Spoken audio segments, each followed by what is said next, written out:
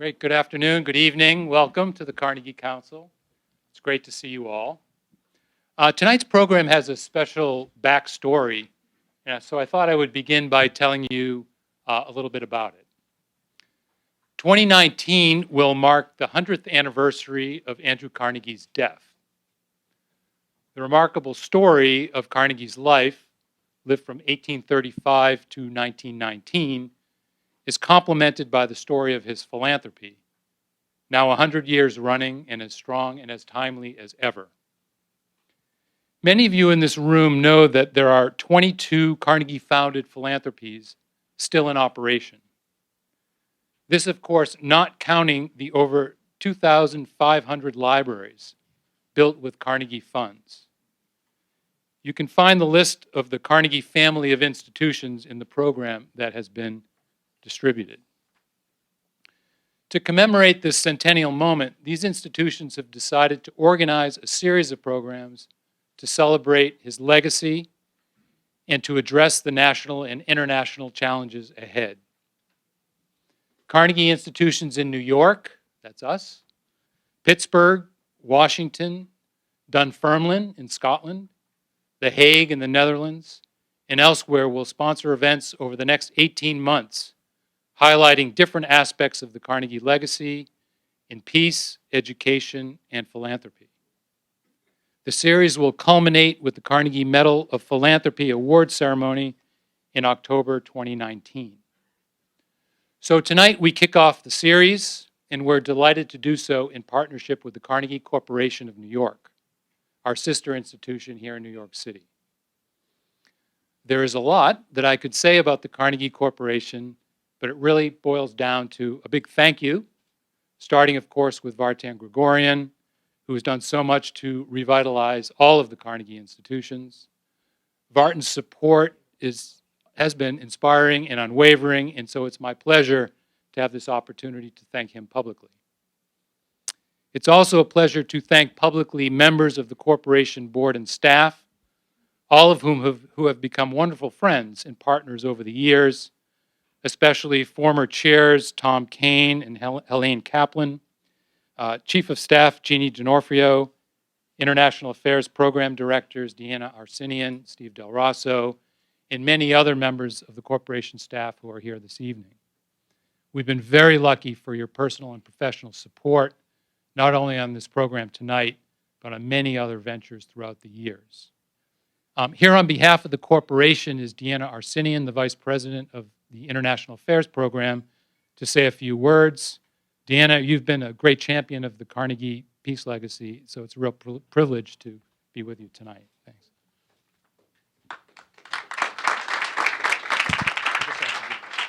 Thank you very much. So, unfortunately, I'm not Vartan. Sorry. I know you wanted to see him. That would have been a real treat. But I don't look like him, but I might sound like him. So there's something.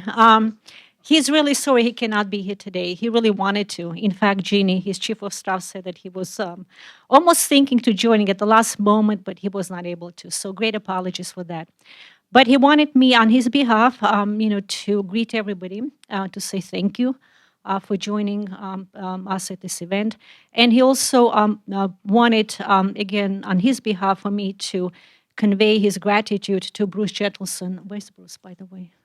Oh, right in front of me, for writing this book. I read the book, he read the book, it's a fantastic book. So we hope that it will really sort of catch the ear of the politicians as well as just the general public of today, because there's so many lessons that should be learned from the 20th century. So on behalf of Vartan, again, thank you, and looking forward to the conversation, and I think I'm just going to pass the mic to Steve, correct? Wait, oh, you're going to do that, okay. One more word. Anyways, thank you. Thank you, Deanna. Thank you, Deanna. We really appreciate that, and thank you, Jeannie, who's out here in the front row. Thanks for organizing everything. Before I introduce the moderator, I just want to say my own word of introduction for our speaker, Bruce Jentleson. Bruce, you are, to me, the model scholar, bridging the gap between policy and academe. And among your many accomplishments is your service on the Board of Trustees of Carnegie Council. And this gives me the opportunity to thank you publicly for all of that, for your continuing support. I am now going to turn it over to our chairman, Steve Hibbard. Steve is especially well qualified in Carnegie centennial history. Steve joined us on our visit to Dunfermline in 2013 and served as Master of Ceremonies for our 100th anniversary dinner in 2014. And so here we are in the first chapter of the next 100 years, forging the future. No pressure. Over to you, Steve.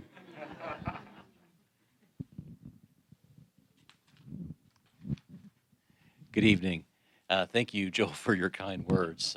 Thank you, Deanna and Jeannie, for joining us tonight and for all the support the Carnegie Corporation has provided. It's an honor to co-host tonight's program with you. It's also my great pleasure to welcome Bruce Jentleson. He is a great friend of Carnegie Council, as Joel said, having recently completed his term as a trustee and a vice chairman, and so it's especially wonderful to welcome you home. Bruce is a professor of public policy and political science at Duke University, where he previously served as the as director of the Sanford School of Public Policy. He is, by anyone's measure, a leading scholar of American foreign policy and has served in a number of U.S. policy and political positions. His career is impressively distinguished.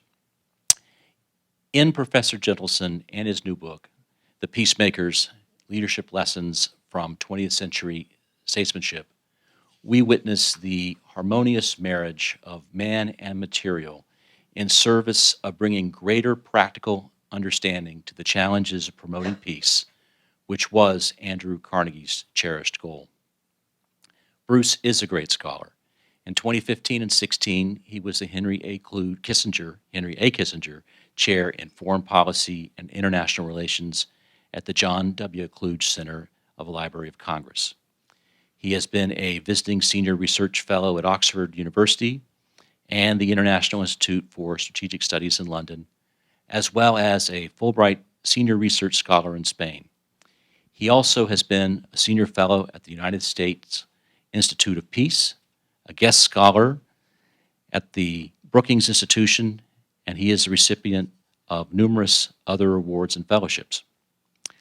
Not surprisingly, he has written a number of books, including American Foreign Policy, The Dynamics of Choice in the 21st Century, and The End of Arrogance, America in the Global Competition of Ideas.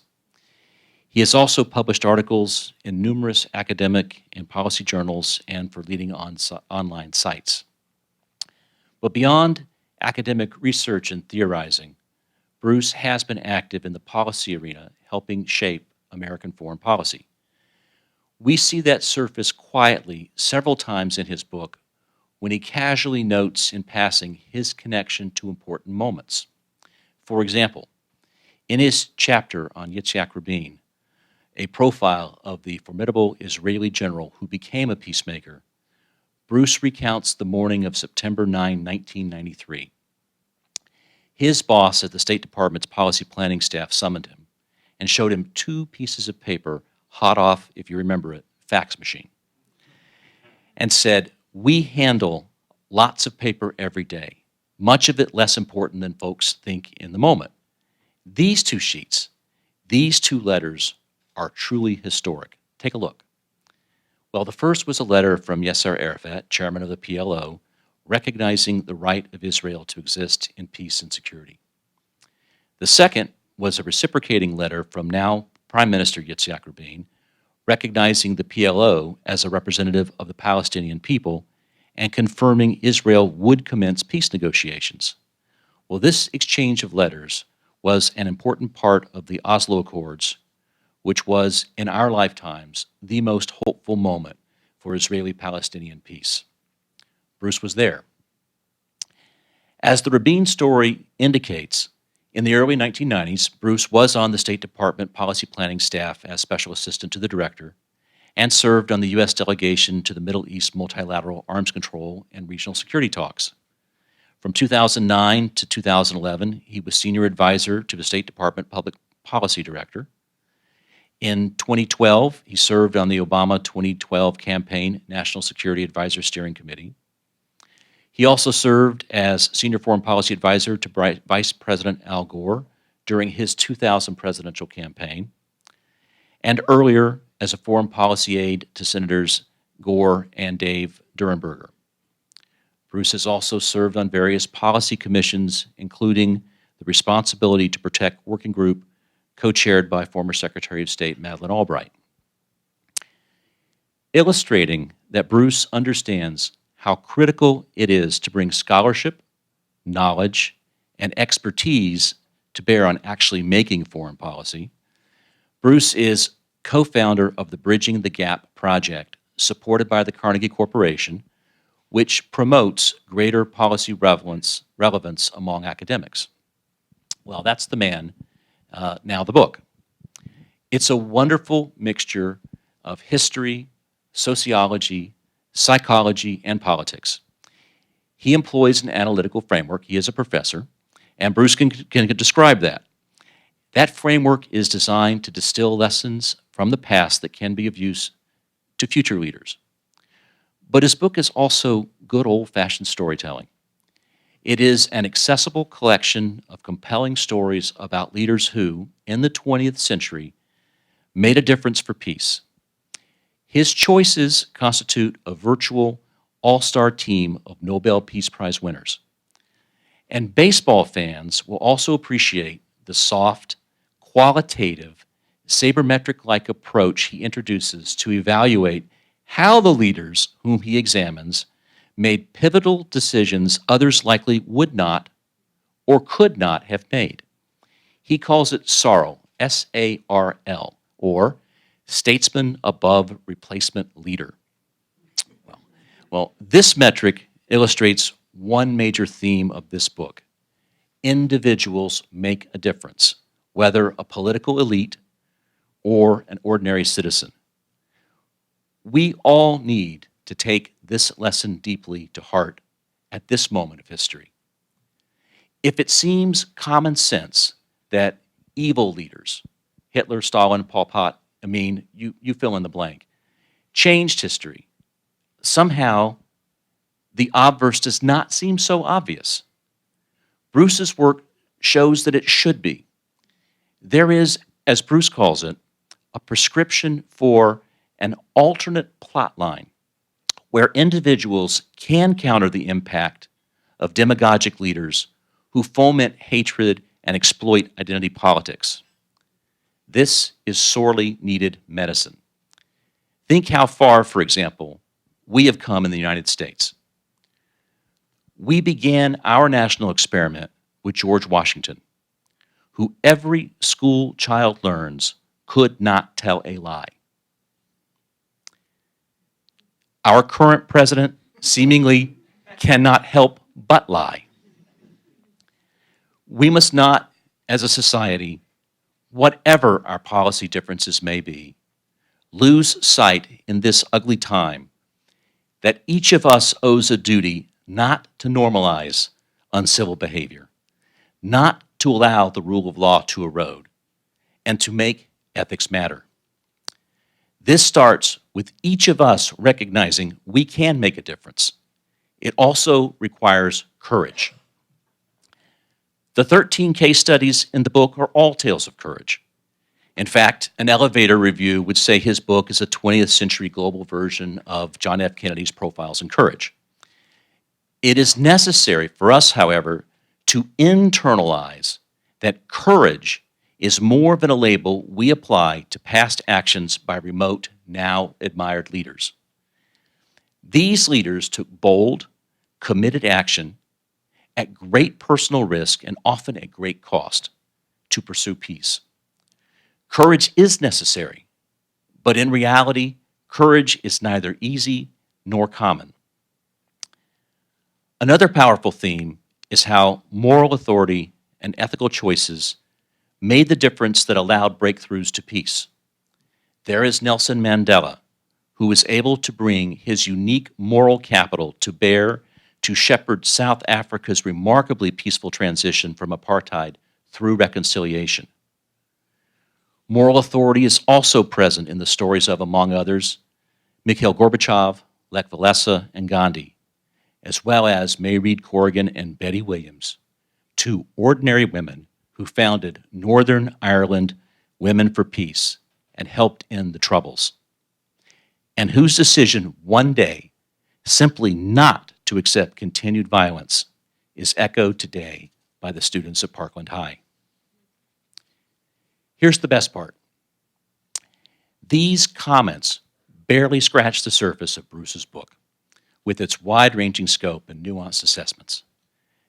Ladies and gentlemen, please welcome Professor Bruce Jentleson to talk about the Peacemakers. I think I don't need this on mic. Thank you. Very gracious. I appreciate that. Thank you. Thank you, Steve, very much. Very gracious, more than kind. Can we hire you as a reviewer for the New York Times Book Review? Yeah. There are really many thanks I want to express in starting. One is to the Carnegie Council. Joanne Myers for including me in your fabulous book series, and Joel, not just for this event, but for all of your leadership. And where is Melissa? She's never anywhere. Hello, Melissa. For your own wonderful and gracious and professionally capable way of making this and so many other things happen.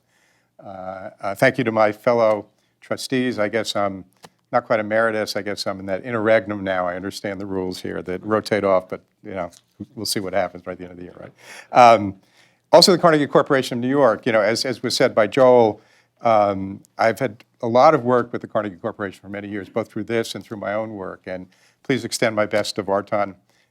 He's an extraordinary person in the leadership he's provided, and Deanna and Steve Ross and I worked very closely on the Bridging the Gap and other projects, and thank you all for all of your support.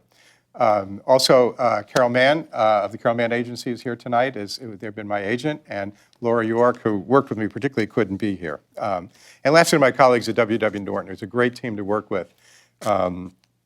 Really just extraordinary editors and others. And so we're on our rollout. We're not at the scale of Jim Comey in terms of rollout, but we did film an event last night with C-SPAN. Their new thing is to do it actually at bookstores, and we did a bookstore down in Raleigh, North Carolina, and I'll be doing a DC talk next week at the Wilson Center and a variety of others, one scheduled in Chicago and probably some others, because as Steve indicated, I really tried to write this book as a book that would be of interest to broad audiences. There's actually an audio version coming out as well, and I feel like it engages a lot of themes that I'd like to talk a little bit about tonight that would be of general interest. So let me try to set the frame and the approach, tell a couple of the stories briefly as examples, but I'd really like to leave us time for comments and questions from folks that are here. So I'm going to watch the clock and try to give you a sense. So really, we can kind of run through the title of the book. The Peacemakers title is in fact consciously styled after John Kennedy's Profiles in Courage. Global leaders, not American; foreign policy, not just domestic policy. And it's about those who have made major breakthroughs on various aspects of peace. Significant progress on issues long thought intractable. Not full and perfect peace. That would have been, sadly, a very short and thin book. But I think that made the kind of breakthroughs for others to build upon and opened up issues that had long considered not solvable in any way. Some have faced backsliding and backlashes, which we talk about in the book, but they really very much were and tried to be peacemakers. And in speaking about peace, as I think about it, I kind of break it out, and this is the way the book is organized, into sort of 5 component dimensions. You really start with the rivalries among major powers, which throughout history have been the major cause of war, and throughout history have been a crucial element, in building peace. There's some things that are different about the 21st century. I think it's fair to say that that still pertains. The second section is really on building international institutions, and I particularly focus on the United Nations there. In fact, one of the stories I want to tell tonight is about Dag Hammarskjöld as Secretary General. Third is, and Steve spoke to this notion of reconciling the politics of identity, the kind of politics both within societies, and when it's within societies, it doesn't stay within the borders, it spills over, and among peoples, of who I am, who you are, what the differences are between us, and why that's a reason for me to kill you before you kill me. Throughout history, but I think we live in a world today where we see a great deal of politics of identity. Fourth is advancing freedom and human rights as an element of peace. And fifth section is on fostering global sustainability. It's fair to say if I was writing this book 40 or 50 years ago, Probably wouldn't have been something we thought about in this context, but I think has become and needs to become fundamentally an element. We speak a lot of WMD. We kind of all are familiar with that acronym of weapons of mass destruction. Well, you know, I talk in the book about EMD, environmental mass destruction. You know, add up the numbers, perhaps not with nuclear weapons totals, but with chemical or biological to get up there. Or also DMD, diseases of mass destruction, the kind of global pandemics that can be major killers. So that's how we kind of approach peace and peacemakers. In terms of statesmanship, yes, there are presidents and prime ministers in the book, secretaries of state and foreign ministers, other national leaders, but I also broaden it. And I have this notion that I talk about impact had, not position held. I include leaders of international institutions like the UN. And then I include leaders from non-governmental organizations, NGOs, and social movements who did for peace what governments were unable or unwilling to do. Again, a trend we see develop, not exclusively in the 20th century, some of it goes back further, but I think it's fair to say in the 21st century we are seeing and we'll see even more of this. Leadership. You know, there is the classic debate of do leaders make history or history make leaders? When I was in grad school, and others, Michael Doyle and others will attest to this when you study international relations, it's really, that's the individual level analysis you're not supposed to get to. It's about processes and structures and institutions and concepts like the balance of power and national interest. And it's probably true that much of what happens internationally we can largely deal with and explain in those terms. But I start the book with an epigram from Isaiah Berlin, which really is always a good idea when you're writing a book to draw upon Isaiah Berlin. At critical moments, at turning points, individuals and their decisions and acts can determine the course of history. And I'm really trying to look at that element. And so I kind of come down in the middle ground on this question of leadership. You know, in addition to grad school, I spent a lot of time, as Steve said, inside the Beltway, and it's fair to say I spend too much time on personalities inside the Beltway. And so I have this formulation that I call the 3 C's, which is any leader, you could apply this to the business world or any other, trying to make significant change faces constraints. They also may have conducive conditions. But within those, there is a domain of choice that really is about the leader. And that's the argument I try to make. And it is taken from my passion for baseball. And since I'm here, I can say that passion tilts towards a team that plays about 100 blocks from here. Although this is going out on the web, my Boston friends may not be real happy about that. And so I formulated, there is that wins against replacement player statistic in baseball, that how many wins does this shortstop contribute to their team compared to every other shortstop in Major League Baseball? And so the argument I make is this notion of the statesmanship, against replacement leader, that this individual made choices and pursued those choices that another leader in that position didn't do. And that leads to sort of the who, why, how, what framework. Who were they as individuals? Not getting too much into personality determinism, but what qualities can you see in them? Why did they do what they did? What was the vision that brought them to it and they tried to get other people behind? How'd they go about it? What were their political skills and what weren't they? And ultimately, what did they achieve and what didn't they? And one of the themes of the book is that there's a lot to learn from where they did not achieve things as well as what they did. Once you decide leadership is important, we were speaking earlier, you can walk into a bookstore and there are shelves of books on leadership, business leadership, higher ed leadership, religious community leadership, political leadership. James McGregor Burns, one of the leading scholars of leadership, called it one of the most observed and least understood phenomena on earth. Walter Isaacson, who's been the biographer of Henry Kissinger, Benjamin Franklin, Albert Einstein, Steve Jobs, and most recently Leonardo da Vinci, calls it an elusive quality.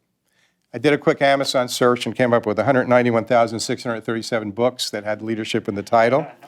The corporate world has spent over $14 billion over the past 2 decades on leadership development, yet 75% of the respondents to a study deemed the programs ineffective. And so there's a lot of fascination and frustration with it, and I don't profess to have, in fact, the point is not to come up with a single formula, but try to get a handle on what are some qualities as it relates to the particular issues that I am dealing with. And lastly, from the title is this notion of lessons. It is stories from the 20th century, but it is leadership lessons from 20th century statesmanship. And I want to just quickly read a passage from the preface, which tries to set this up and why it matters to the 21st century. It said, what can we learn from 20th century statesmanship for the 21st century? For a while in the late 1980s and early 1990s, it seemed like the world was going in a positive direction. The Cold War was ending peacefully. Dictatorships were falling to democracy. Globalization appeared to be spreading the wealth. History was said to be over with world affairs so harmonious as to be downright boring. And yet, the end of the Cold War has not meant the end of war. U.S. relations with both Russia and China have grown tense and tenuous. That democratic wave has broken up on some rocky shores. Globalization has had losers as well as winners. History has come roaring back. Its ancient hatred is fueled by modern venom. Climate change is speeding up. Global health pandemics are spreading. Meeting these and other 21st century challenges has many dimensions. Some bottom-up solutions will be generated by the people power of protest movements. Others will be middle-out answers from science and technology and economics, education, and other fields. But much must come top-down from global leaders who are able and willing to be transformational, to break out of narrow tunnel vision thinking and myopic focus on today but not tomorrow. This was my thinking even before Donald Trump was elected President of the United States. All along, I've intended the book to draw lessons from 20th century statesmanship to help shape and motivate the peace and security breakthroughs our 21st century era so crucially needs. Trump, as I come back to in the epilogue, has made this all the more urgent. Others, such as Vladimir Putin, do as well. In so many ways, we're at one of those crucial moments, turning points, that Isaiah Berlin spoke to, which leaders will determine the next course history takes, for the worse or for the better. So it really is a book that one has a present context, but very much precedes that. And working with a good publisher, they come up with very clever things. So you'll see that at the end of each of those 5 sections, we say, okay, what are the lessons of this for 21st century issues? Not to point to this or that individual, but to look at what are the strategies for major power rivalries, for building international institutions. And they have this great technique where they shade them in gray, so you actually see it on the side of the books, and you may think it's photographs. But that sort of sets apart all of those aspects, and then I come back to them and try to tie them up in the epilogue. The profiles in the book are a representative sample, not definitive. I don't claim that, in fact, if we were really clever, if I was really tech savvy, we'd have a social media game out there, right? Who would you put, in it? And I hope that book clubs that read it will have their own conversations about that. But basically, they bring out the issues, and we can talk about others that might fit to the extent you like. So let me just give you 3 example profiles to give you a sense for the kind of stories that are in the book. And they'll come from 3 of the different categories. So the first one, it's really chapter 1, is Henry Kissinger, Zhou Enlai, and the U.S.-China opening in 1971-72. And some of the caveats I have in the book for all the cases is that these are about particular peacemaking. They are not necessarily endorsements of the overall policies or activities of the individual. So to me, this was Kissinger at his best. It's by no means putting aside criticisms of Vietnam or a whole variety of other things, but it's really important to learn from things that we think we can learn from and not just write off. The same would go for Zhou Enlai and his role in repression in China. There were some conducive conditions. There was this superpower triangle that was starting to take shape. We thought we could play off the Soviets a little bit against the Chinese. The Chinese also had serious issues, almost war with the Soviets, that created some conducive conditions. But there were an awful lot of constraints, right? Most of us in this room that are old enough to remember Red China. It was very different. I start that chapter with an anecdote from a show that Walter Cronkite narrated in 1958, and that goes on with all these quotes, not from him, but from the correspondent, about this terrible society and how much it was even worse than the Soviet Union. And so this was we had a strong China lobby. So if you'd gone to Las Vegas in early 1971 and said, let's just say Henry Kissinger and Zhou Enlai try to make a breakthrough, what odds would you give me? Probably could have gotten pretty good odds. I had access to the declassified documents, which give you memorandums of the conversations and a whole variety of other documentary record and histories written by scholars who are much more China experts than I am, biographies written of Kissinger. And I also got to interview Kissinger in January 2016 at his offices not too far from where we are tonight. And one of the things you get out of these interviews, you don't ask him to say exactly what did you say in the second meeting, but you get the color. And as an example of that, the story, I asked him about this because I read about it, and I said, could you tell me about the handshake? And his eyes lit up. So Kissinger, when he first walked into the first meeting in July 1971, these secret meetings, which had this great code name for Operation Marco Polo was the name they gave it, for its code name. He put his hand out to shake Zhou Enlai's hand. Some of his aides who were China experts knew what had happened back in 1955 at the Geneva conference, which was dividing up Vietnam. And John Foster Dulles was there, Soviet Foreign Minister Molotov, he of the cocktail, and Zhou Enlai. Kissinger shook hands with Dulles shook hands with Molotov, and he refused to shake Zhou Enlai's hand. So this was a real gesture of trust that was a crucial factor. In one of his memos to Nixon, and when they talked about this later, Kissinger, Zhou Enlai, he said, "I only saw Zhou Enlai get angry twice in our meetings. Once was telling me the story of the John Foster Dulles incident." And so you really get a sense of how important those elements are in relationships. The other story was about James Reston, eminent columnist for the New York Times, who happened to be in China at that time doing some reporting. And he was, I think he was in Shanghai, and he was supposed to arrive in Beijing. And Kissinger said, it's secret, but I'm really worried if he comes here while I'm here, it'll be a problem. So suddenly an official in Shanghai told James Reston that his trip to Beijing would be delayed a few days. And then Kissinger said to Joe, he said, once he does arrive, please don't tell Reston I've been here or what we've talked about, or I'll have to ask for a job in your foreign ministry. The transcript notes, quote, considerable laughter on the Chinese side. When you got down to the diplomacy and they worked through the issues, we went into these talks with one of our priorities getting a lot from China to help us in Vietnam, and they went into it wanting to get a lot on Taiwan. We got less on Vietnam than we wanted. They got less on Taiwan than they wanted. And one of the things that becomes clear, and this is a broader lesson, is what helped them succeed was they made the transactional serve the transformational. That there was an understanding. In fact, at one point there's a quote from Zhou Enlai in which he says, only the settlement of fundamental questions first can lead to the settlement of other questions, which is kind of the reverse of a lot of things we tend to think in diplomacy and maybe in business negotiations as well. We got to make these deals so I can see if you're really serious. And there's some things that you have to build up a sense of where the overall relationship is going in order to get the transactional. And so there's a real interaction between the two that frankly goes against, I know from my experience in government and others, you go into these meetings and people have the deliverables. We got to go home with 5 deliverables, whether it's with an ally or an adversary. And particularly in adversarial relationships, it's really the transformational that's extremely important. And I want to come back to that in a second in terms of current applications.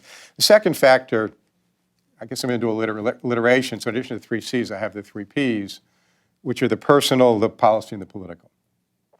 All 3 of those elements were crucial to the breakthrough that happened here. Kissinger and Zhou Enlai spent, in their first set of meetings, 17 hours of meetings, some with aides, a lot one-on-one with 2 translators.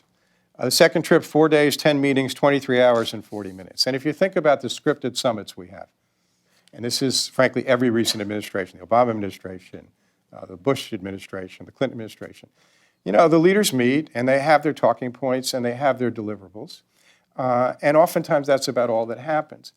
These discussions that they had, particularly when you're trying to build an understanding, ranged across everything from theories of history, to a sense of a whole variety of perceptions.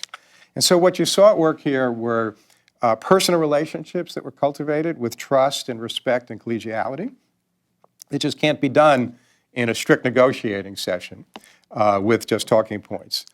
Policy was strategized. There were some of these conducive conditions to work with, but the policy had to be strategized. There were compromises needed on transactional. Neither side went into the talks thinking that they were going to make the compromises necessarily that they did, and the politics had to be managed. That's actually where Nixon and Mao come in. As I say in the book, they got the opera, Kissinger and Zhou Enlai did the statesmanship. And none of these, by the way, are only stories of two people, because others come in. I just focus on the two that were really crucial. So you had all three interacting for a successful breakthrough. In another chapter, I talk about Gorbachev and also Reagan's role. I probably give more credit to Reagan than most sort of so-called liberal academics do, less than a number of conservatives do. But I focus particularly on Gorbachev and the role and the decision he played.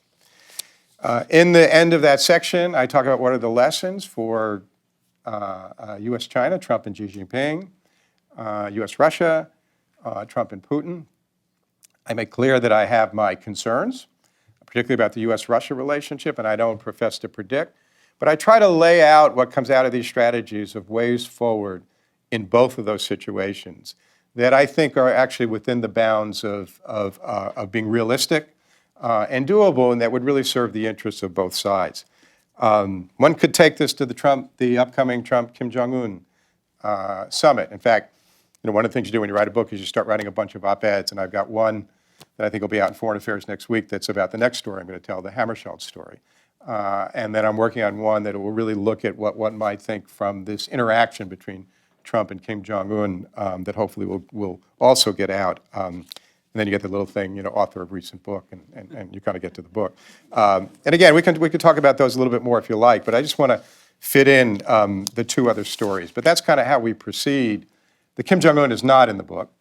It wasn't in the cards when we went to press late 2017. But the U.S.-Russia, U.S.-China are. Second story I want to tell is about Dag Hammarskjöld. The title of that chapter is Secretary General Dag Hammarskjöld, the Secular Pope, which was a phrase that was used to describe him, the most effective Secretary General in the history of the United Nations. When he was appointed in April 1953 as the second Secretary General, he was greeted by his predecessor, Trygve Lie, who called the position, quote, the most impossible job in the world. And despite Hammarskjöld's distinguished accomplishments and rapid rise as a Swedish diplomat, he was only 48 at the time, he was dismissed by many, including Washington, as just your average bureaucrat. Yet he would become the Secretary General who more than any other showed what a strong, assertive, and determined UN Secretary General can contribute to global peace and security. And just two examples of that quickly. One is soon after he became Secretary General, there was a crisis between the United States and the People's Republic of China, who, remember, are not a member of the United Nations now, over American POWs who've been captured during the Korean War, and two were being put on trial with life sentences based on Chinese military tribunal convictions for espionage. It was also at the time when U.S.-China tensions were running high in the Taiwan Straits, and the United States had just signed its mutual defense treaty with Taiwan. Again, I don't go through all the details, but this was this untested Secretary General who stepped up, who worked the diplomacy, despite U.S. opposition to even talking to those Red Chinese. And in January 1955, it was actually the first time a Secretary General had gone to any national capital to negotiate, let alone that of a non-member. Hammarskjöld goes to Peking and meets with Zhou Enlai. They have constructive talks. The issue is not resolved, and the talks continue. And let me just pick this up also from the book. The United States was not being particularly helpful. Political criticism raged. Secretary of State John Foster Dulles felt no one should be talking to those Red Chinese. Even more damaging was the April 11th, 1955 assassination attempt against Zhou Enlai by the Taiwanese Secret Service with CIA assistance. But Hammarskjöld kept at it. As he set off for a vacation with friends on the Swedish coast to celebrate his 50th birthday, July 29th, he got a message from the Chinese embassy in Stockholm wishing him a happy birthday and asking what gift he might like to receive. Release of the American prisoners, he responded sincerely, even if a tad facetiously. 3 days later, a cable arrived from the Swedish ambassador to China transmitting a message from Zhou Enlai. The Chinese government has decided to release the imprisoned U.S. flyers. This release from serving their full term takes place in order to maintain friendship with Hammarskjöld. Zhou Enlai expresses hope that Hammarskjöld will take note of this point. Zhou Enlai congratulates Hammarskjöld on his 50th birthday. So it was the combination of the shrewd statecraft of this, what they call the Peking formula, and leader-to-leader personal rapport that had worked. A dangerous situation had been diffused. This allegedly inconsequential international bureaucrat showed himself to be quite consequential. Second quick example, was the Suez Crisis in 1956. In October 1956, the invasion of Egypt by Britain, France, and Israel in response to Egyptian President Gamal Abdel Nasser's nationalization of the Suez Canal a few months earlier brought together four dangerous geopolitical dynamics. The Arab-Israeli conflict, this being the second regional war since the failed 1948 UN Palestine partition plan. A third world nationalism, Nasser's Suez Canal nationalization being hailed in the colonial and ex-colonial world as a blow against European imperialism. The Cold War, Nasser having tilted to the Soviet bloc, and the UN's own credibility, two permanent Security Council members as part of the attack on another member state. Pretty explosive situation. And we have a tendency to think things get resolved. Oh, it couldn't have been so bad. But if you go back to the newspapers of the day, you see it was pretty tense. So Hammarskjöld worked the statecraft. Within days, he had engineered the very first emergency special session of the General Assembly under a precedent called Uniting for Peace, which empowered the General Assembly to act when the Security Council is paralyzed, and to do so without being subject to Security Council permanent members' veto. By 64-5, a resolution was passed calling for an immediate ceasefire, the withdrawal of all foreign troops, and empowering the Secretary General to take further action. Eisenhower, unlike his Secretary of State, was shrewd enough to see how the British-French-Israeli invasion was playing into Soviet opportunism. The last thing we must do, Ike stated at a news conference, is to disturb any of the delicate negotiations now going on under the leadership of Secretary General Hammarskjöld. We must do nothing that could possibly delay his operations, impede them, or hurt them anyway. You can see where this is going for 21st century applications. U.S. imposed sanctions, pretty tough sanctions on Britain. And the two together, within 10 days of the initial invasion, this UN-U.S. combination got the British and French to agree to a ceasefire. Given the already checkered history of Middle East ceasefires, there needed to be some mechanism for enforcement and stability.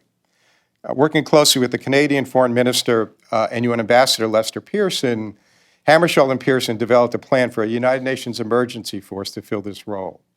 They did this pretty much from whole cloth. This was the very first UN peacekeeping operation. Pearson will win the Nobel Prize for this. Hammarskjöld will get a Nobel Prize later in 1961. But there are practical questions. What about uniforms?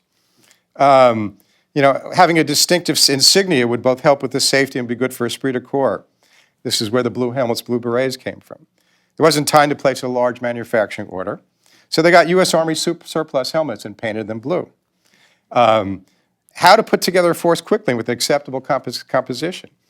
Answer, draw troops from countries that were not permanent members of the Security Council. And since only the United States had the logistical capabilities to get them to Egypt expeditiously, set up an arm's length arrangement whereby U.S. airlifts would move the UN troops to a staging area outside Egypt. How to overcome Egyptian concerns about sovereignty? Hammarskjöld devised a formula that basically was acceptable to Nasser. It's a great story. The crisis was diffused. Let me just pick something out of my hat and let me call it Syria, where the United States and Russia continue to be unable and unwilling to manage this conflict, let alone play roles in resolving it. And a little aside, in 2015-16, I was involved with three other colleagues in doing some back-channel work for the Obama administration on trying to meet with the Russians on some possible ways of working together. We actually thought we were making progress, but we never fully tested because our last meeting was in August 2016. We actually met in a hotel in Prague, and we were emailing the other day saying, was that guy wearing the Groucho Marx outfit in the lobby? Was that Michael Cohen? Just things you think of in retrospect, right? In any event, the piece I'm writing now for Foreign Affairs really makes an argument about, why not empower Secretary General Guterres to play a Hammarskjöldian role instead of being consigned to the sidelines and just with statements like reiterating concern. There's been a U.S. Special Envoy, but has not had the backing and authority to genuinely negotiate, to bring pressures on the parties. It would never mean imposing fundamentally unacceptable terms on Washington or Moscow. Hammarskjöld didn't do that at the same time as Suez. The Soviet invasion of Hungary happened.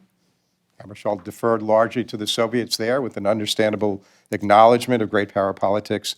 But it actually could mean better options than either is capable of getting into its own. And I have some reasons for thinking that this might be in the Russians' interest as well as the Americans' interest that, again, we can talk about as an offshoot of the book. And there's a larger argument, about the ways in which if the UN is ever going to be effective, it needs to have a stronger Secretary General. And I know the politics of this. I know what they are in China. I know what they are in Russia. I know what they are in the United States. But if you really think about it, it's actually the major powers that would benefit most from having the UN more capable to do what they don't want to do, and only the UN can conceivably do it. It would by no means solve all the UN's problems, but I think there's something to be learned here that could be very beneficial, and I go into that in a bit of detail at the end. Third story, different one. It's about a British lawyer named Peter Benenson, probably less well-known in this room than the other folks I've talked about, who was the founder of Amnesty International. He was sort of an odd duck. He had run for the House of Commons 3 times and lost. He was a mix of raised Jewish by his mother, who was a Russian Jewish emigre, and had him involved in social and political activism in the 1930s against Franco and trying to resettle refugee children fleeing Franco in the Spanish Civil War, as well as fleeing Hitler. He had spent some time with Christian idealism and Gandhian civil disobedience. He kicked around on various causes. You can see this is not someone who's programmed to found an organization. He writes this op-ed in the Observer, a London paper, and on May 28, 1961, called The Forgotten Prisoners. And they didn't use the word at the time, and there was no internet or social media, but it went viral. It was picked up by Le Monde. It was picked up by American newspapers, by newspapers around the world. And what he talked about there is prisoners, in really 3 areas of the world. Those who were political prisoners in Western countries, those who were political prisoners in the Soviet bloc, and those who were political prisoners in the then so-called Third World. And they founded Amnesty International in the months following. They set up this principle of the rule of 3, that the grassroots groups would always have to find 3 political prisoners to support, that they would only support political prisoners who were nonviolent. In fact, in 1962, they refused to support Nelson Mandela, because at that time he was in a violent stage with a group in South Africa called the Tip of the Spear, and they ruled that it was too violent at that time. They obviously would support Mandela later on. And by 1964, they had 12 chapters. They'd grown from 12 chapters to 400, which more than doubled by 1970. And the story is not just about Amnesty International, but it's how it really launched the contemporary human rights movement. I talk about how it seeded SEEDED, the human rights movement, and over time has seeded SCEDED leadership to others like Human Rights Watch and other groups of that sort. By 1967, Benenson was kicked out of Amnesty International. He had the political skills, he came up with it, or people around him came up with the iconic image of the candle surrounded by barbed wire that, again, really struck a chord. Why this article went viral, hard to say, People forget sometimes that Frank Fukuyama's End of History started with a paper he presented at a University of Chicago graduate student and faculty seminar. That somehow went viral at that moment and then led to all these other things. There have been a lot of papers presented at faculty seminars that have not made much impact beyond the room, and there are a lot of communications consultants out there who say, I got the perfect plan for you to get huge readership, and they don't happen. So it's a really interesting, person, idea, and moment theme that goes back to the Isaiah Berlin quote. But Benenson's political skills worked great for getting the organization started and growing. But he was very impulsive. He had poor judgment. He didn't always see projects through to full fruition. He resisted accountability and went of himself. And by 1967, he's out. And he's not associated with the organization until he dies in 2005. And so it's really, a different kind of person that provides the leadership and the idea, but is not necessarily the same thing. I deal with this in a number of other chapters as well. You take Lech Walesa that Steve mentioned. There's a chapter on him. He was a terrible president of Poland. But he was an extraordinary leader of the Polish Revolution. Gandhi, had he lived, had he ever gone into government, I don't think it would have been particularly effective, right? That was Nehru. And so what you try to get is different skill sets. We have a chapter here on Aung San Suu Kyi, which we call a Cautionary Tale. And I started on the chapter pre-Rohingya genocide issues. really about the leadership she provided from 1988 to 2015, to an extraordinary courage and resilience and personal capital she had to bring about the transition of Burma, Myanmar to at least a partial democracy. And then there is the Rohingya genocide, in which, by most accounts, she is at minimum complicit. She has not, and there's all sorts of analyses of these. Nicholas Kristof has written, how extraordinary it is to see a Nobel Prize winner involved in this. Some have asked for the Nobel Prize to be taken back. Actually, Roger Cohen, the New York Times columnist, who has much experience in the Balkans than others, sort of got the best balance, where he said, we in the West tend to demonize and lionize. And so I was really concerned about this, and my editor and I had a discussion last fall. And again, I'll give him credit. He said, part of the point of the book is to draw lessons from both the strengths people have and the weaknesses. And so let's work the chapter, and we worked it over a little bit more and make it a cautionary tale and tell both stories and try to make some sense of why they're in the same person. But they fit with your larger pattern of some leaders being skillful. Gorbachev, could not consolidate his power, in his own country. But we and the rest of the world think he's, one of the greatest, leaders of the 20th century. So Benenson sort of fits that as well. In the 21st century applications, the argument I would make there really is that the NGOs of the world have been and will continue to and need to continue to play very significant roles in human rights. Of course, they can't make it happen. Governments have to. Whatever nice things I had to say about the UN don't really carry over the UN Human Rights Council. And the reality of government policy, even our own, is that we've always balanced that between our principles and our power considerations.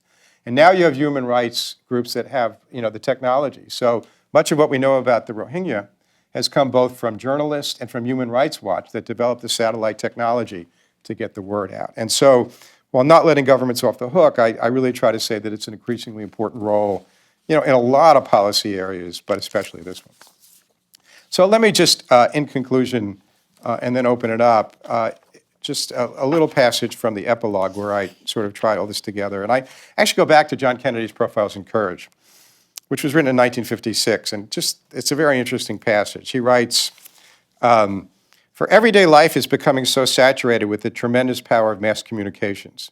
Our political life is becoming so expensive, so mechanized, and so dominated by professional politicians and public relations men that the idealist who dreams of independent statesmanship is rudely awakened by the necessity of election and accomplishment. That's 1956.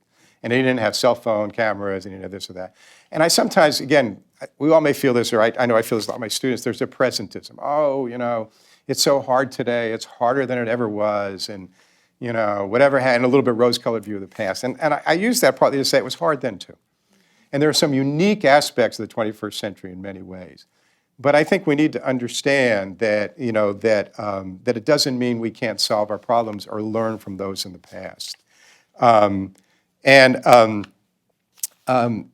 I talk about the leaders. None of them were fully successful. Breakthroughs entail significant progress on issues long considered intractable. Further progress is made possible, but it cannot be guaranteed. Backlashes and backsliding all too often follow. In none of these cases, though, was what had been achieved negated. I never use the term New Cold War. We have tensions among major powers that are actually classically historical.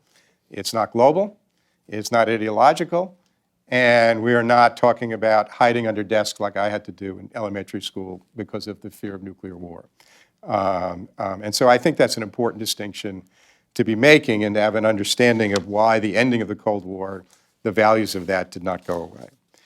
People don't just follow an individual. They also have to have something to believe in, the why. For transformational impact, this has to be more than an itemized list of proposals. There has to be a sense of convincing people of what is wrong with the present enough to be motivated to pursue a better future while offering reassurance against the risks and uncertainties of that future. Gorbachev failed to do that. Rabin, in his own way, failed to do that. And every leader we talk about, whether it's the Northern Ireland women, one of whom was a secretary in a Guinness brewery, there was this sense of providing the why. The challenge of peacemaking has always been there in every era of societal life in every country. No question that it has been and continues to be difficult, but it has been and continues to be possible. And it has been and continues to be necessary. I hesitate to lapse into the now more than ever refrain, suffice to claim as much as ever. In drawing lessons from 20th century statesmanship for our 21st century global challenges, I hope to have contributed to motivating and shaping the breakthroughs our era so greatly needs. I hope you enjoy it, find it a valuable read, and thank you very much, and I'd love to take questions or comments. Thanks.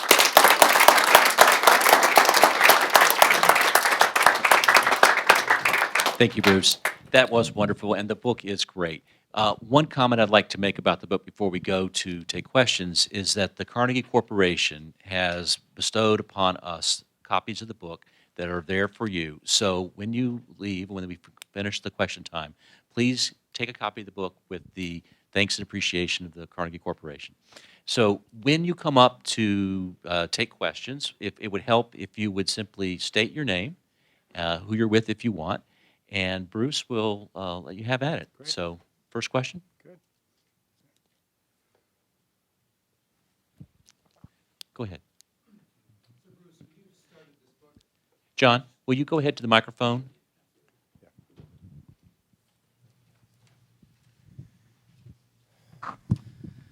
So Bruce, when you started the book 2.5 years ago, did you start with the themes you ended up with?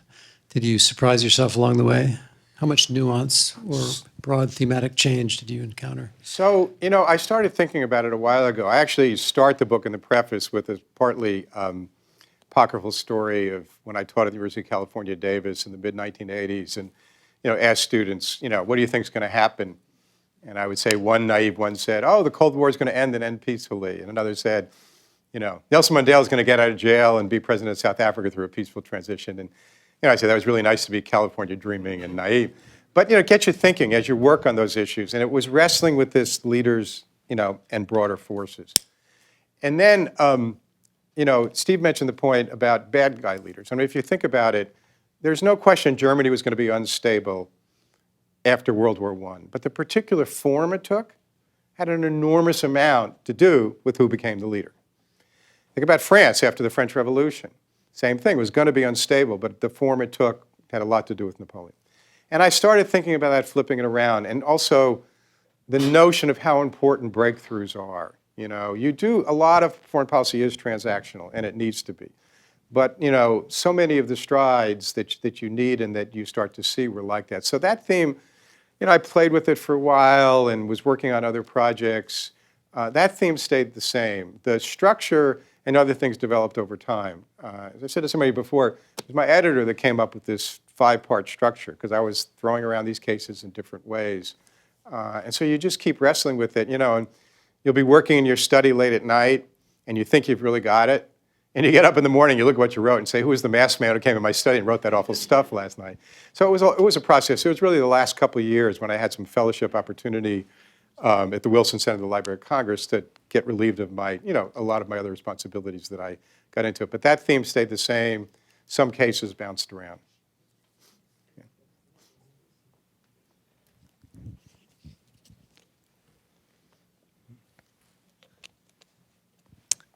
Michael.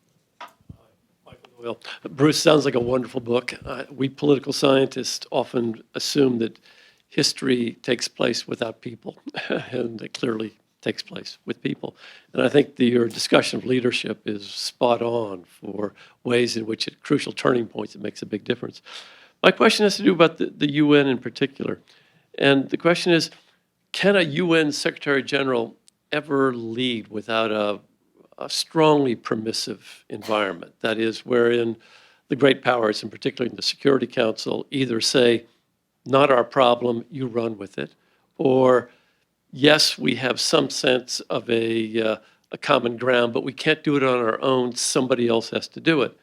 And I asked that question particularly with regard to Syria. My former boss was one of the first attempted mediators there, and he eventually quit in frustration because he felt that he could not operate as a genuine diplomat because he felt his hands were tied. The Americans were saying, you cannot talk to the Iranians, they can't be part of the discussion, and there's no solution in Syria without having the Iranians in the room. the Russians were saying you can't have Saudi Arabia involved. And without Saudi money, there's also going to probably be no solution in Syria.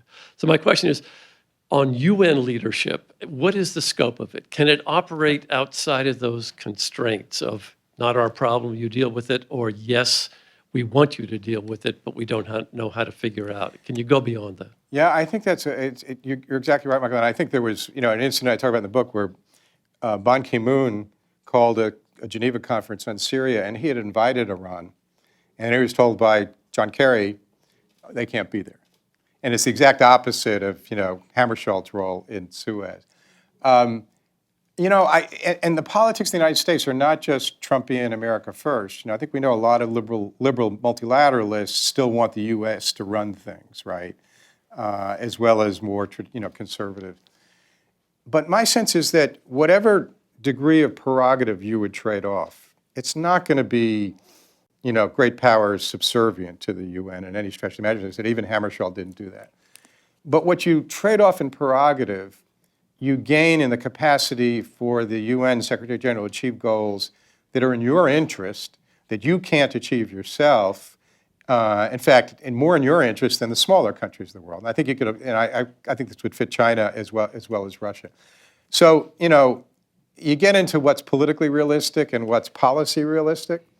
And my sense is that we keep operating within the parameters of what's politically realistic, and we end up with an ineffective UN.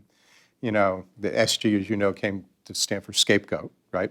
But I think that role is a really important one, and I think Syria is set up. I worked with Staffan de Mistura a bit, who was one of the successors, and he was a very interesting guy. He was actually quite skilled, but he didn't have the authority to really do anything, And look where Syria is now. Not only for the Syrian people, but there are a lot of things. Probably wouldn't be an ISIS if there hadn't been a Syria in terms of the areas where it really developed its strength. All sorts of things that externalize to the region and the rest of the world the issues. And so I think there's a core policy logic there that somebody else would need to figure out how to sell it politically, and Congress would give you this and that. But we're not going to ever have an effective UN unless we have a more empowered Secretary General. And Syria is sitting there. For a while, I thought it might help on Korea, but we've got whatever dynamics going on. We still may get to a point where you need, and no Secretary General is going to go out there and do something that he or she thinks would be absolutely unacceptable to the United States and Russia, right?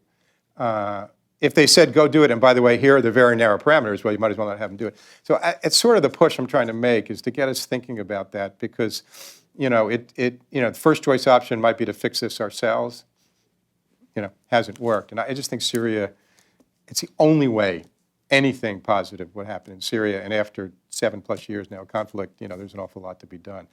The other problems of the UN, there was the commission that was Kevin Rudd's commission most recently. A lot of things need to be fixed at the UN. And this wouldn't fix everything, but I don't think those things are fixable. Like any organization, you need to have a respected and empowered CEO. So that's kind of the argument there. And I try to frame it in a way that shows that I get the politics, but I really think it would be in America. It's not a saying this is good for the UN. It's what American interests are as well as others. So, yeah.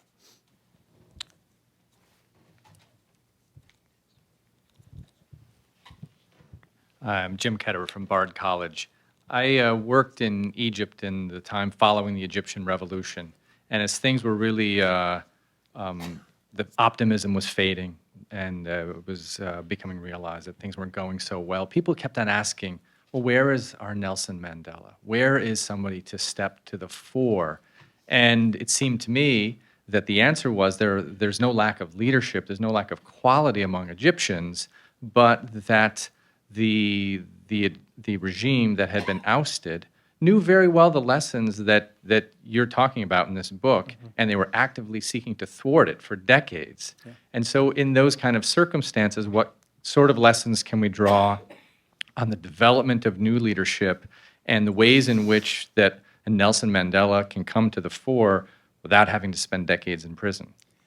Yeah, which is one of the amazing things about Mandela. One of our colleagues at Duke, who was one of our diplomats in residence, professor of the practice, Jim Joseph, who was U.S. ambassador to South Africa during the Mandela years, appointed by Bill Clinton.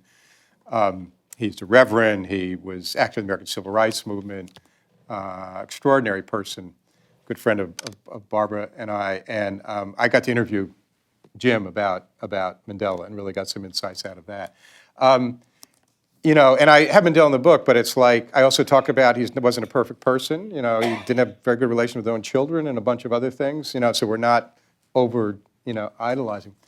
Part of the argument is, you're right, and this is one of the things that happens. If you cut off the capacities of societies to build leadership, to build alternatives, you get explosions.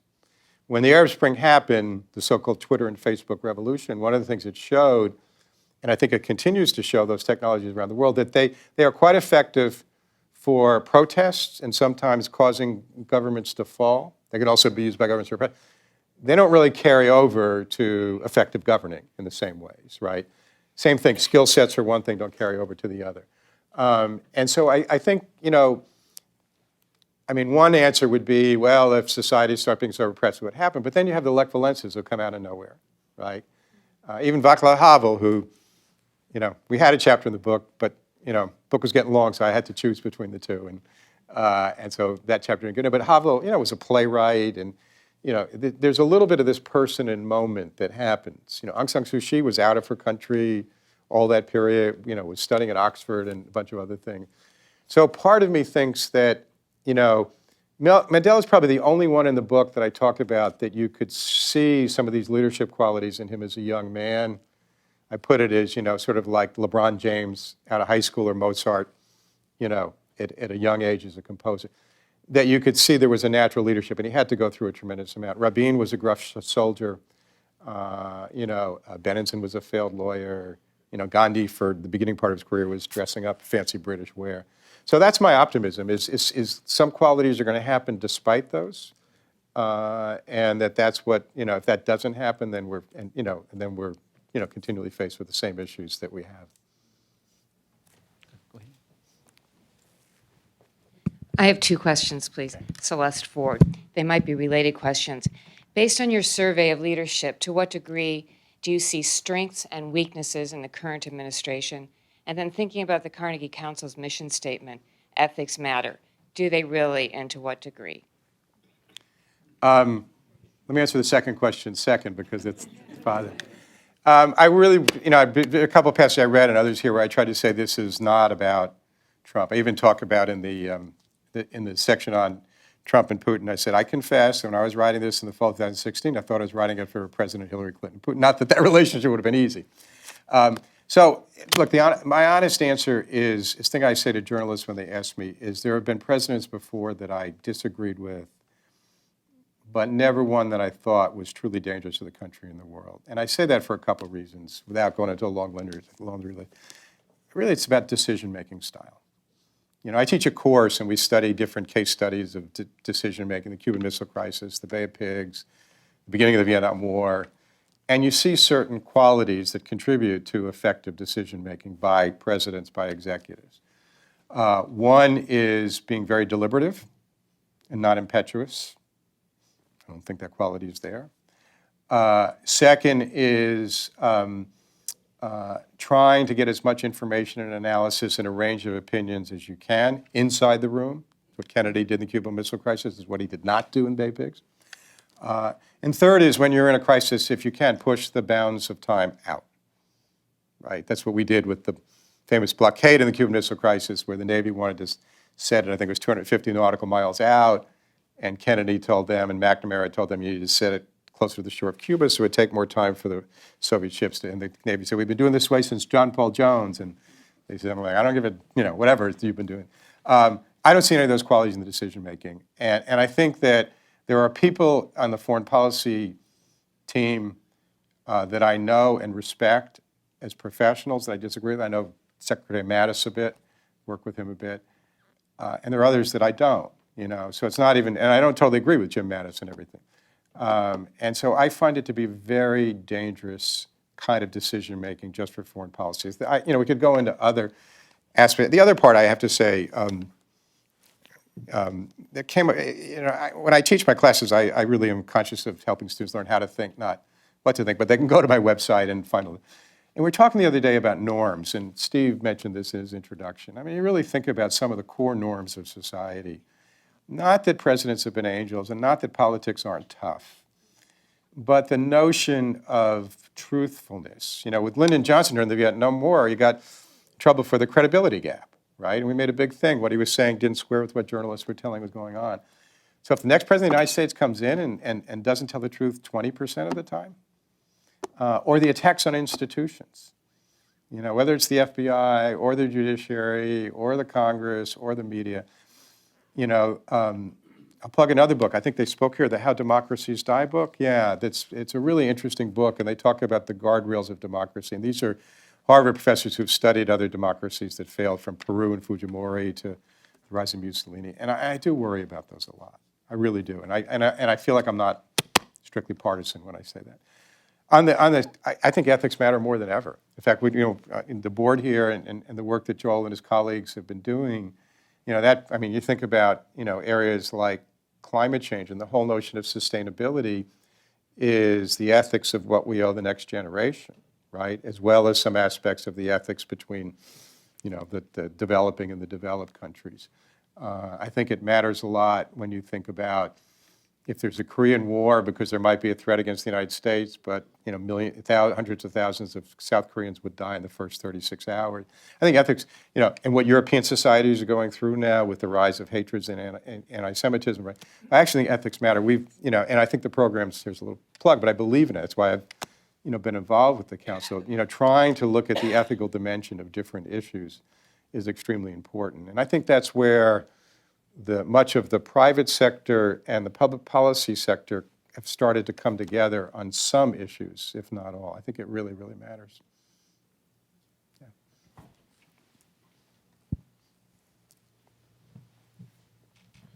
Brett Butchness, you mentioned great leadership moments, and you specifically cited, I believe, Reagan and Kissinger as having a really great moment, and then, disagreeing with them thereafter. In your research, did you come across any theme, I guess you could say, that after these great leadership moments leads these people capable of great leadership moments to not have them anymore? And is ego at all a part of that? On the major powers, it is this personal policy political combination that I think, really matters when you're trying to make major breakthroughs. Even in the Rabin-Arafat case, I actually did some work and interviewed Daya Rabin, who is Yitzhak Rabin's daughter and was a deputy defense minister. I also briefly interviewed his sister, this amazing woman, all of about 4'10", who's still at about 80 years old, was living on a kibbutz up in the north and was a teacher. But when I got to know Daya Rabin, and I had done some work with Yitzhak Rabin, I asked her the question once, do you think if your father had lived that Oslo would have succeeded? And she thought about it a lot. And she said, by the end, he was getting somewhat frustrated with Arafat. But he believed that he, still has some influence on the relationship. And again, if you look at the data, terrorism had gone up in Israel in 1993 and 1994, and, colleague of ours, had developed a theory of spoilers, that when the train leaves the station for peace, it's a greater incentive for those, including Israelis in the right wing, to try to blow up. By 1995, the terrorism incidents were going down. And then there's this story about how Arafat was banned from the funeral, but he paid a shiva call on Leah Rabin and the wife, and the American Consul General, not to me, but to another interviewer, told the stories about that. And I believe that they had the personal and the policy going, and they both still had the political issues. And one of the great tragedies of Rabin was that he had a deep animosity toward his own right wing that went back to, the War of Independence. And he was told to wear a bulletproof vest.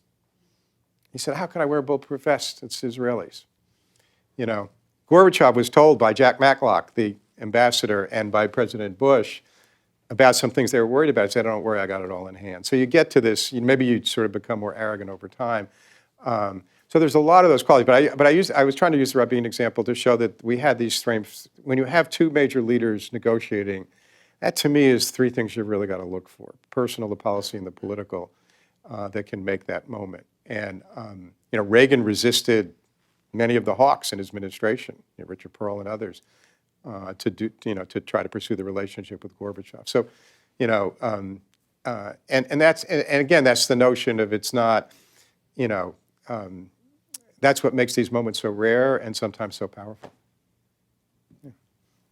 We have time for maybe one or two more questions. If anyone has one? Go ahead. Hi, Bruce. I'm Michael Smith. I have a question that in some ways follows up from the previous question. That's about what you might call the durability or the fungibility of your lessons. Because in many cases, somebody behaves very well in one instance, but doesn't follow the tenet you just described. Think of Kissinger and the wonderful remark he made about follow the big questions first. But when he was negotiating the end of the Arab-Israeli war, he became entirely transactional. Didn't think about big questions at all, just talked about withdrawing troops. So is this a book about moments of leadership, or is it a book about lessons of leadership? I think it's both, Michael. I mean, I think that the argument with Kissinger, I go into some detail about what his paradigm framework was. He's very much of a great power person, right? Which is why he did what he did in Chile, Vietnam, et cetera. And so when it came to the great powers, he was, back to his PhD thesis on Metternich. The same things didn't apply to smaller actors, right? So, is it a moment? Yeah, but it's a lesson about, I think, when you put them all together, to me, it's a lesson about that's why I call it the major power rivalry. So it's not about those others, right? And so in managing major power rivalries, I feel like the lessons of Gorbachev, Reagan, and Kissinger, Zhou Enlai, carry over, I think, to major power relations today. And that's what I kind of get into that last part of that. The durability I thought you were going to get at was this notion of backlashes and backsliding, and that's absolutely right. A breakthrough is only a breakthrough, right? It means it has to be built upon, and all sorts of things have to happen. We elected an African-American president, and we thought that was a breakthrough, and we saw it wasn't either. And that's part of the frustration, that no matter how much you have, a peacemaker on these issues that have deep and long histories, more work has to be done. You get the equivalent of spoilers on both sides that try to push it backwards. Philosophically, I think it's the nature of human progress and the lack thereof. But part of the argument is that even though they've done that, it hasn't taken away, the significance and the foundation that those breakthroughs laid. And I make the same argument in the Middle East chapter as well. So. Well, on behalf of the Carnegie Corporation and the Carnegie Council, we thank all of you for coming out tonight. Appreciate it. We thank Bruce for the wonderful presentation, and hope you all enjoy your evening.